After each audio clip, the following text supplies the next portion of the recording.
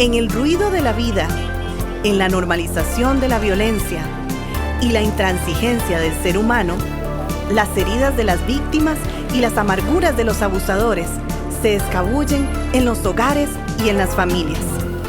Levanta propone un acercamiento integral, uno desde adentro, desde los lugares donde solamente Dios puede entrar.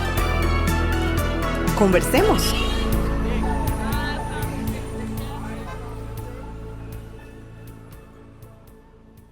Saludos a todos, es una alegría estar una semana más con todos ustedes. Me encuentro en compañía de mi amigo y hermano Ervin. ¿Cómo vas? Voy muy bien. ¿Bien? Muy bien. Sí, gracias a Dios. Y deseoso de continuar con este tema, Ajá. la actitud que no merece sujeción, Parte 2. parte 2. Ok, correcto. Y es que venimos hablando sobre el tema de la sujeción o la sumisión bíblica, entendida en su más amplio contexto bíblico, ¿verdad? Y el programa anterior hablamos de la actitud que no merece sumisión, parte 1. Hoy continuamos en esta conversación. ¿Por qué? ¿Por qué continuamos con esa conversación? Sí, porque mira, entre más vayamos a entender cómo piensa un abusador, que indiferentemente, ¿verdad? Es una condición. Vamos a ver, nosotros somos salvos en Jesucristo, somos justificados en Cristo, pero entramos en un proceso de santificación. Es decir, es posible ser salvo en Cristo y continuar con un patrón mental de abuso. Es decir, es posible. De acuerdo. Y por eso es que continuamos respondiendo a tu pregunta, porque entendiendo cómo piensa un abusador, vamos desenmascarando y vamos quitándole el privilegio de la justificación de sus actos. Inclusive no justificación que busca respaldo bíblico mal interpretado, pasado por su mente abusadora. Correcto. Y ahí está el problema. Es que yo creo que el concepto o la mala comprensión de la sumisión es una excelente excusa para un abusador. De decir, Correcto. Usted se sujete, yo sigo abusando. La sumisión bíblica no es el derecho que un abusador se atribuye para que sus gustos y opiniones se acaten como decretos. Y esto es lo que la esposa va a pensar cuando está llamada a sujetarse a ese tipo de mentalidad, ¿verdad? Porque la Biblia lo dice, por ejemplo. Claro. Pero hay que reconocer si se está reconociendo a Jesucristo detrás o, como vos estás mencionando, una persona per se que lo que está buscando en su liderazgo es que se acaten sus gustos y opiniones, ¿verdad? Y como normas indiscutibles. Totalmente. No se puede alzar la voz ni discutir con otras personas, absolutamente nada. Y es por esa razón que decimos que el abusador no tiene problemas con su enojo, sino con el enojo a su pareja. O al menos no tiene derecho a manifestar ese enojo. Así que sabemos también que la represión de la ira en una víctima causa dolor grande, emocional, físico y demás.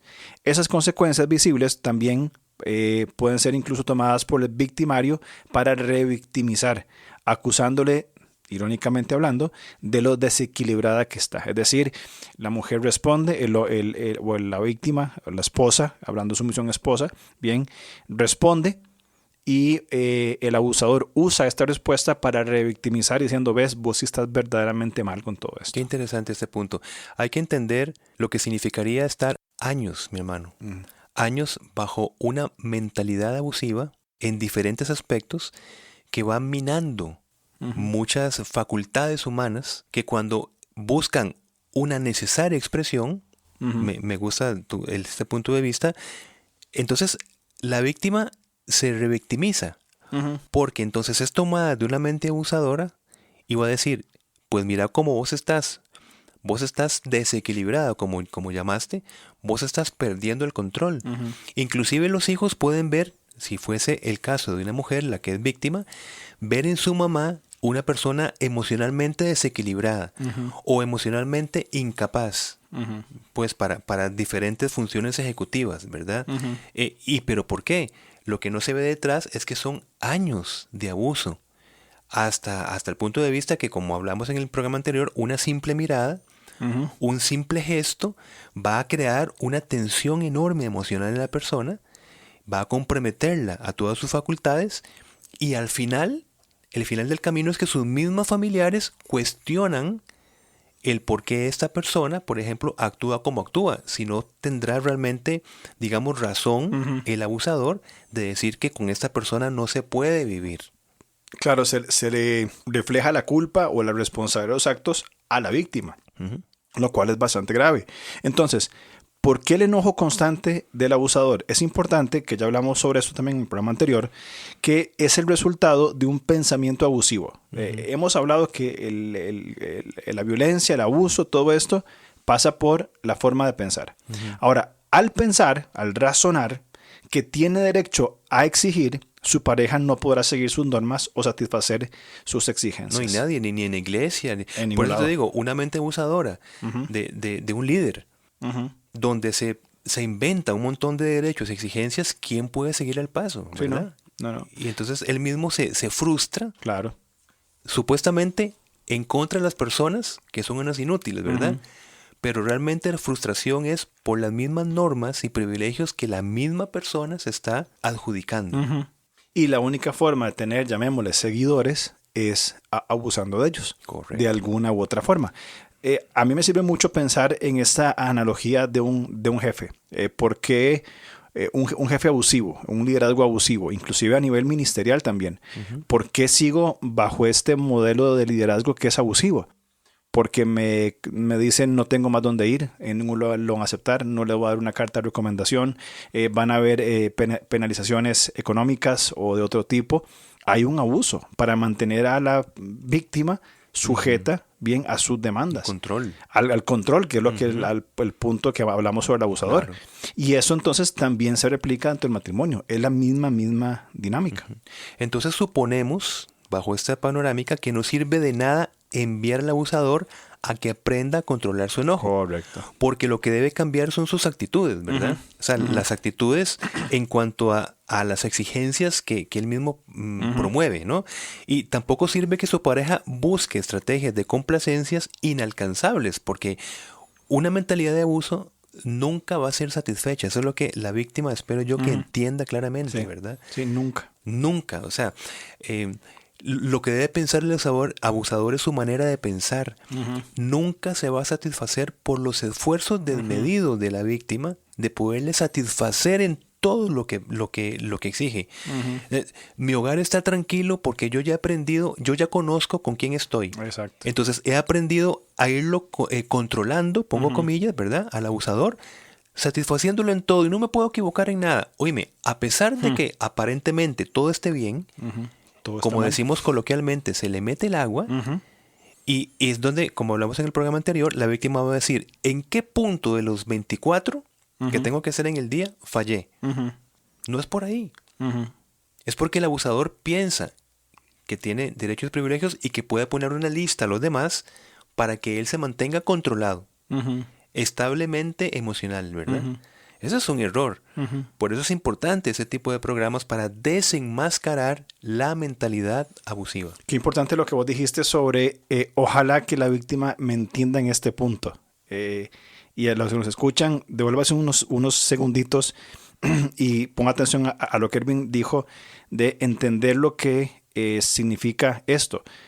El abusador deja de ser abusador entonces, no cuando sus necesidades son satisfechas, sino cuando cambia su forma de pensar en función de quién está alrededor de él. Exactamente. Y eso es fundamental. No por más de que se me complazcan todos mis caprichos, los más exóticos, ¿verdad? Los más complejos, los más extraños, extravagantes, ¿verdad? Sí, sí. Ya voy a dejar de ser un abusador. El abusador cambia cuando cambia su forma de pensar en relación a él mismo y a las demás personas. Exactamente. Que es lo que hablamos del sistema de percepción del abusador, hace que invierta también la agresión, ¿verdad? Sí, sí. Por ejemplo, cuando la víctima trata de defenderse ante una actitud abusiva, que esperamos que es lo normal, ¿verdad? Lógico. Okay.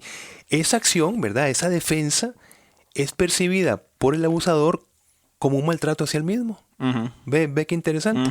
Entonces, un nivel más fuerte de agresión del abusador es por defenderse, pongo comillas, de la persona abusada. Claro. Entonces, ¿ves qué ciclo más peligroso? Claro. El abusador piensa que está siendo abusado porque la víctima se está defendiendo de los abusos del abusador. Por eso es que te digo que es toda, esta palabra me gustó que usaste, el sistema de percepción. Va a invertir la agresión. Ahora él se siente el que está siendo atacado por la víctima, ¿verdad? Pero es una consecuencia normal del abuso de la víctima. Y como dijiste hace unos minutos, el problema del abusador no es su enojo, es que no permite que la víctima se enoje. Exactamente. Entonces es un problema con el enojo de la otra persona, no permite ni media, como decimos, ¿verdad? ¿Qué pasaría entonces si los enojos normales en una relación de pareja fueran afrontados correctamente? Si se escucha el porqué y la motivación del enojo del otro, y así en forma viceversa, sería mucho más llevable y no daría, por supuesto, pie a los abusos. Así es. Ahora, un liderazgo distorsionado tiende a ver al otro como una persona menos inteligente. Así es. Capaz e incluso menos sensible que él, ¿verdad? Llamando o apelando a la idea de la cosificación, es decir, de que se convierte a la persona en un objeto, ¿verdad? El abusador ahí se protege de las emociones de culpa y de empatía. Claro, sí, es que el gran problema es que al cosificar a la pareja, como estás mencionando, el abusador se protege de las emociones de culpa y empatía. Ese es el punto, digamos, cuando, por ejemplo, yo no tengo ningún sentido de culpa si yo quiebro un objeto. Claro. Es un objeto. Sí, listo. Ojo, el problema es que si yo cosifico a una persona, entonces mi sentido de culpa y de empatía por lo que le estoy haciendo a la persona o por lo que no estoy sintiendo como ella siente, se minimiza. Primero tengo que cosificarla. Para cosificarla tengo que pensar que no es una persona a mi nivel. A mi nivel emocional, a mi nivel intelectual, etcétera. Entonces es importante esta dinámica, ¿verdad? Si los sentimientos de la pareja no cuentan, básicamente, se va a estar caminando por escenas muy dañinas de despersonalización o cosificación del otro. Y qué fácil es manifestar diferentes formas de abuso de una cosa. Un abuso físico, emocional, sexual, de lo que es una cosa, simplemente, aunque evidentemente estamos hablando de una persona a imagen y semejanza de Dios, por supuesto. Claro. Entonces, un gran logro de la actitud abusadora es alcanzar que la víctima invierta tiempo y fuerzas entendiendo qué le pasa. O sea, decir, ella es el problema, ¿verdad? No lo que le pasa a él, porque él actúa de esta u otra manera. La víctima revisa sus actitudes buscando qué será, qué fue lo que hice que le afectó tanto. Y tenemos que hablar de una desviación de la responsabilidad. Es decir, el abusador desvía y sobrepone la responsabilidad de sus actos sobre la víctima. Qué interesante esto que estás diciendo. Entiendo entonces que la víctima llega a pensar que algo le pasa a ella. Eso sí. Que ella se está volviendo loca o que es lo que me pasa que no hago las cosas bien. Y es todo un proceso de manipulación y un desvío de la atención de la situación. ¿Qué te está pasando a vos? Y con eso se desvía de parte del abusador qué es lo que me pasa a mí. Es decir, qué es lo que yo pienso, cuál es mi problema en mi sentido de percepción. Y todo se enfoca en ella. Incluso hasta llevar a ella, a la víctima, a un tratamiento de salud mental o pastoral. Correcto. Decir, pastor, mira, es que le voy a contar la historia. Ve a ver, ok, esto es de una persona normal, dígame usted. Y evidentemente no es de una persona normal. Por supuesto que no. Porque la persona está ocupando todas sus energías en satisfacer al abusador, inclusive puede estar descuidando a sus hijos, descuidando de su casa. ¿Por qué? Porque tiene terror de que algo suceda para que el abusador estalle emocionalmente. ¿Ves? Entonces, qué interesante. Al final resulta ser la víctima la que tiene un problema y todo se centra en ella. Desesperadamente está buscando complacer las supuestas necesidades del abusador y descuida cosas que son fundamentales en su vida, sea su propia persona, sus hijos, su trabajo, etcétera, por complacer los caprichos, ¿verdad? O la mentalidad abusadora de esta persona. Y es que se asienta la atención en la víctima por parte del victimario. ¿Por qué? Porque muy posiblemente el abusador nunca en su círculo social, eclesial, etcétera, va a ser considerado como el problema. Ante todos, ¿verdad? Como él está sin ese problema emocional, va a verse como atento, amable, servicial, educado. Es decir, el abusador separa su imagen pública con la íntima. Y esto nada tiene que ver con un trastorno de personalidad múltiple, por cierto. Correcto. Por cierto, ¿verdad? Sí, no nos equivoquemos de conceptos. Exactamente. Totalmente de acuerdo. Es simplemente, podemos decir, manipulación. Absolutamente. Me presento ante el público con una cara y dentro soy otro. Y esta doble cara, ¿verdad? Esta separación va a producir en la víctima un gran grado de confusión, ¿verdad? Claro. Y desánimo también. ¿Por qué? Porque de repente la víctima se convierte en una persona maravillosa. Y entonces va creando más bien esa codependencia, ¿verdad? Y vive a la vez en un terror en no saber en qué momento, en qué circunstancia la persona, por su manera de pensar, va a empezar a tener actitudes agresivas. Y otra vez, lo hemos dicho muchas veces, la víctima cree erróneamente que fue algo que la víctima hizo. Claro. Que no le complació en algo, en un tipo de comida, en la casa como le gusta al abusador, la comida como le gusta al abusador, el tipo de comida, etcétera, ¿verdad? Podemos poner aquí un montón de circunstancias, ¿verdad? Y la víctima sigue pensando que el problema es ella. Claro. Y que tiene que hacer todo lo posible para que la persona esté calmado, inclusive hasta le puede hablar con familiares. Miren, es que a tal persona le gusta de esta manera y tratemos de no provocarlo porque él tiene un problema emocional. No tiene ningún problema emocional, tiene un problema mental, la manera en que piensa. Totalmente. Es una mente abusadora. Es una mente abusadora y que va a llevar a la víctima a estar sujeta en esa relación, ¿verdad? Correcto. Y es que también debe ser muy, muy frustrante. Ahora que decías de esta... ¿verdad? Estas dos caras del abusador, pública e íntimamente. Qué frustrante debe ser para una víctima que su abusador sea una excelente persona fuera. O sea, yo me imagino esta esposa viendo y diciendo, bueno, qué buena gente, tal vez, ahora sí, tal vez el cambio sea, y llegan a casa y es totalmente lo contrario. Exacto. Entonces, qué confusión, qué desánimo, qué frustración más grande, ¿verdad? De este encanto conductual de este abusador. Qué dolor, ¿verdad? Debe de causar inestabilidad, inclusive en los hijos. Con la expectativa de cómo amanece hoy papá, si fuese él el abusador. ¿Cómo va a amanecer hoy? Esperamos, por la gracia de Dios, ¿verdad? Que amanezca de buenas. Y repito, porque cuando se le mete el agua, vamos a un paseo y hasta ahí llegó el paseo. Actividad familiar. Pero repito, en ese entorno social, el abusador se va a presentar como una persona maravillosa. ¿Verdad? Correcto. Pero ambivalente totalmente. Ya cuando está en la intimidad. Y ese también, pensando en otras cosas, el pensamiento abusivo es experto, es un máster con las excusas. Así es. O sea, manejar excusas para seguir su abuso es un campo, ¿verdad?, donde el abusador se manifiesta de una forma increíble. Y eso es una muy buena acotación para el sistema de consejería. Ajá. Es decir, tratar con una mente abusadora hay que tener mucho cuidado para no formular sobre el criterio de una sola persona. Eso es muy peligroso en consejería. Correcto.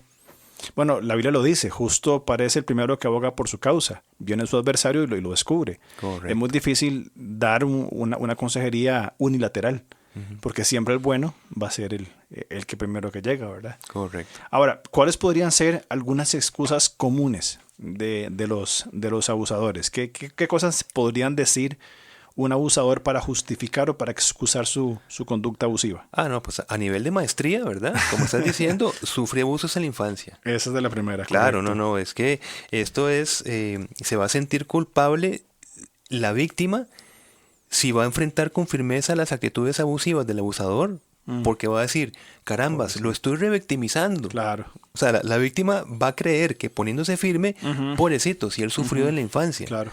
Maltratos y demás, yo más bien debería de aguantar, ¿verdad?, sus abusos, porque él sufrió en la infancia. Esa es una excusa, ¿verdad? De las primeras. Claro, Bien. claro. Otra que podría ser es, si yo no busco, dice el abusador, escapes emocionales, exploto y maltrato.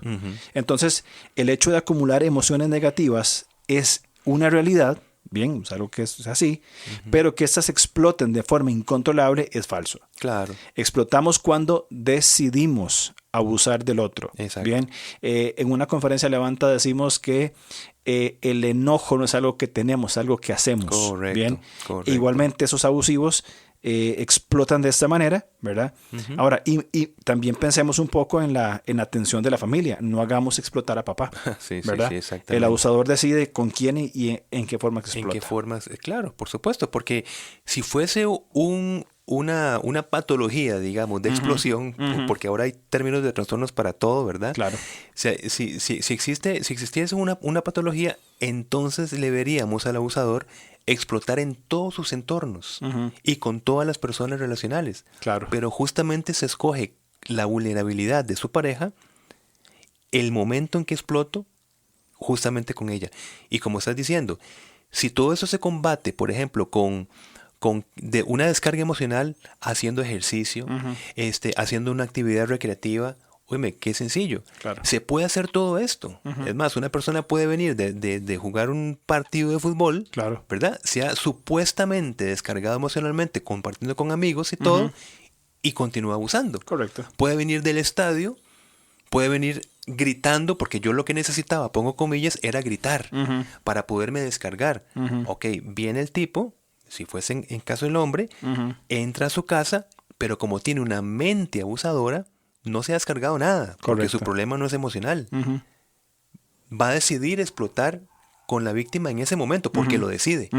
¿Por qué? Porque justamente llegó y no tiene el bistec listo. Exactamente. O sea, no se trata de emociones, sino se trata de una forma de pensar, que es lo que hemos hablado. Así es. ¿Qué otra cosa podríamos pensar como excusas que ponen los abusadores? No, pues aquí un PhD sería, tengo una personalidad agresiva. Ajá. Y no sé lo que hago. Es decir, Totalmente. yo pierdo el control, ¿verdad? Ajá. Sí, obviamente es de las...